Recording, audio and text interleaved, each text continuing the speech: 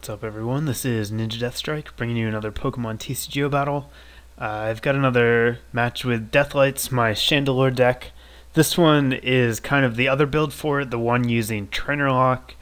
After playing around with the deck on TCGO, the lack of Tropical Beach really makes this deck, this version of the deck rather, a lot better of a play than the no energy one, since you can't really benefit from Tropical Beach since it doesn't exist. So my opponent's gonna mulligan. I see a Darmanitan and an ability Emboar, so it looks like got some kind of Emboar deck running, and that could potentially prove troublesome since I run TCGO. I don't run any catchers, so can't really exploit that big fat Emboar on the bench. And it's got so much HP, it's going to be very difficult for my Chandelures to knock out. On top of that, I go second, which is terrible in TCGO or in the game at all, ever. You never want to go second because you just lose. And there goes my awesome starting hand. I had a Collector in hand, I had a Rescue Energy. So luckily I get another pretty good hand. My main concern here is I don't have a supporter, so once these cards are gone, there's no way to do anything else, but I did get a ton of basics. I got one of everything, and I go ahead and bench them just because I have that Vileplume. Normally, I always try to bench my Oddishes 2 at a time, but I can't afford to wait right now. I would much rather get into a Vileplume, or have the chance to get into a Vileplume this turn, but don't get it off of that Eek. I do draw twins, however, so if somehow my opponent manages to take a prize here that's not Oddish, I can Rare Candy twins, get TCGO up on turn 2, and that is really the ideal goal for any TCGO deck. You absolutely want Vileplume on turn 2. The more turns after that it takes you to get it up, the less likely you are to win, just because it's so vital in shutting down your opponent's strategy. So, you know, if you don't get it up fast, you get disrupted, and then things just get bad. So my opponent here is going to Pecom away her Emboar for a Darmanitan, and I think Darmanitan has attack that automatically burns, so that's what she's going to do. She's also going to catch her out my Litwick, which I do not think is the right play. I have 2 of those. She would have been much better off targeting that Oddish, especially since it didn't have an energy on it. It would have forced me to waste an energy attachment as well. But, you know, that was her call, and it's certainly going to benefit me. So go ahead and play a Sage here, hoping for a Rare Candy. If I got a Rare Candy, I had that Pecom, I was all set to go into Vileplume, but instead I pull a ton of energy and a Collector, which I don't really need since I got so many basics, and an End. So I decide here just to keep some of the energy because I don't want to discard all of it so quickly. And now I'm going to Pecom away my Chandelure. I don't need it up yet. I really need to get Vileplume going first. So that's why I opted to trade it away, even though I had a couple of Litwick down. And I'm thinking here what I want to do. I can just afford to go ahead and retreat that Liquid, get the burn off of it, and then eke out for a new hand, since I just have a ton of energy and nowhere to go with it. A little sad to give up that twins, but chances are I can, yep, there we go, pull another one. I run a pretty high number, I think 3, maybe even 4 in this deck, because it is very slow to set up. So again, if my opponent takes a prize this turn, I'll be good to go. I also pulled those 2 Lampents, which is fantastic. Lampent is actually really good, and the thing I like about the Chandelure line is most of its members actually have something useful to do besides just Chandelure. Lampent can actually stall with its attack. It's like Luring Light or something, but it's basically a catcher in attack form for 1 colorless energy, so you can pull up things to stall while you set up behind it, and that's exactly what I'm going to do here.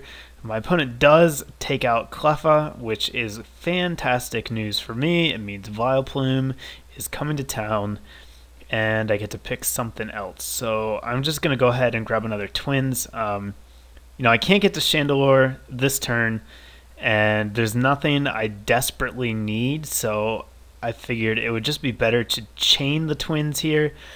That way I can be guaranteed to get a useful card next turn, and then maybe even after that if I chain another one to it. So I pull up Lampent.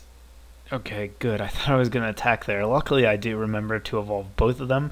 And now, yeah, I'm going to use Lure in Light, drag out one of those Reshirums that doesn't have any energy attached to it, and that'll let me stall. I could have also taken the Tepig, and I didn't see it at the time, but looking at it now, that definitely would have been the better target, especially because she's playing the 2 retreat cost Tepig, and once that thing's up there, it's not going anywhere anytime soon, and it prevents her from evolving into Emboar, because if she's got Emboar active, it's got 4 retreats, so it's definitely not going anywhere. But Reshiram was an okay choice, just not the best one, and you can see there, she did get Ninetales up. That means that her deck engine is going to be running hot right now, and that could put me in a little bit of trouble. If she comes into a rare candy Emboar, I could get blue flared this turn, and that would be a problem because I am not even close to set up. So if that happens, I'm probably going to lose.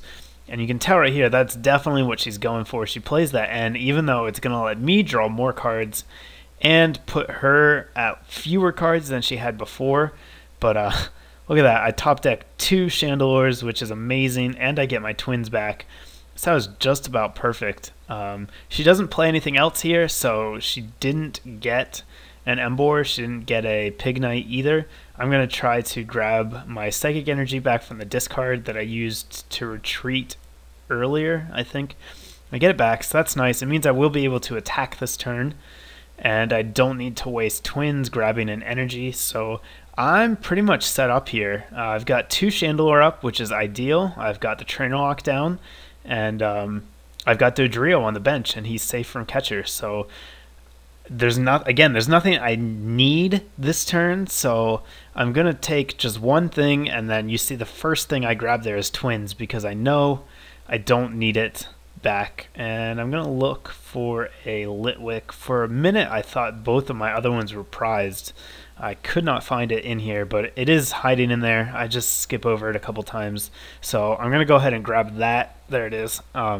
Get him down on the bench, and that's going to give me a potential 3rd Chandelure just as backup once one of these goes down.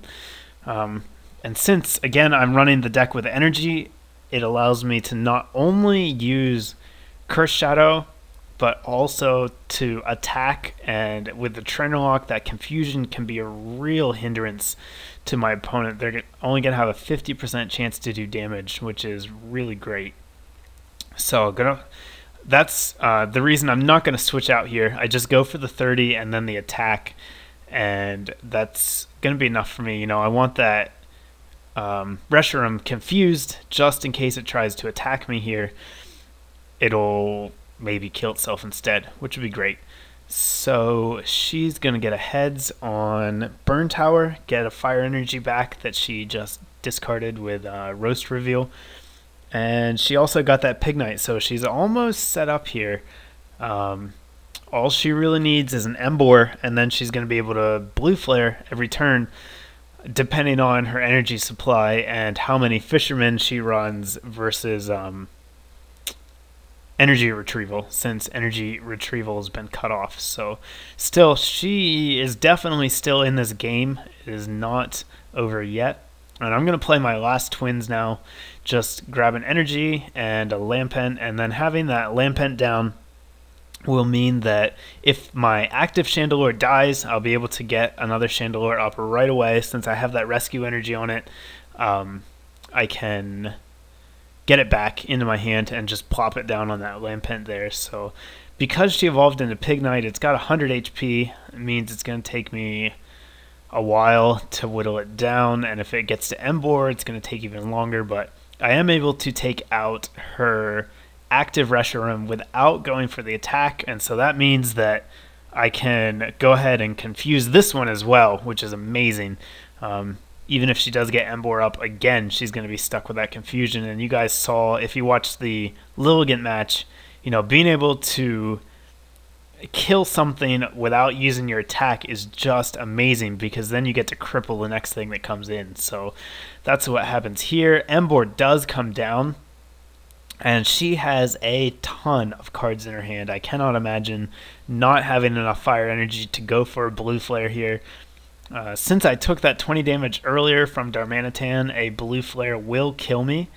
And I don't have enough energy on my second Chandelure yet to attack, so I would just, at this point, be switching around for the Curse Shadow damage, which is not as good as being able to attack as well. But she's okay. Yep, now she's going to attach her energy. She puts that DCE on there, and so I thought she might retreat into Darmanitan, and I think maybe that's what she was thinking about too. You saw me check out its attacks there, but I guess there's no way for it to kill me this turn, and then it would just get hit with another attack next turn. So she decides instead to go ahead and attach to Reshiram and take her chances with a Confusion Flip here in a minute after she's done mulling it over eventually. So anyhow, I'm still feeling pretty good. Like I said, even if this Chandelure gets knocked out, I can put the other one right on my bench. And really the great thing about this deck is that you don't even have to attack every turn, because Curse Shadow is so good. You can just use that to rack up damage and snipe the bench until you build up enough energies to attack. But she Junipers here, not exactly sure what she was looking for. Maybe she just wanted to get rid of some of the trainers in her hand. Then she hurts herself again and takes burn damage, so that sucks for her really bad. And then after that, she's just going to concede because, I don't know, I think it was a little bit early to give in, but I think she just got frustrated with all the tails flips and decided to call it quits. So anyhow, there's the other variant of Chandelure. I definitely think it's the better play, at least on TCGO, where you cannot get a hold of Tropical Beach. And it's really fun. I love trainer lock decks anyhow, so I've been enjoying playing it. I hope you guys enjoyed it as well. Stay tuned, more coming your way shortly. Leave me a comment, leave me a thumbs up if you liked the video. Thanks, guys.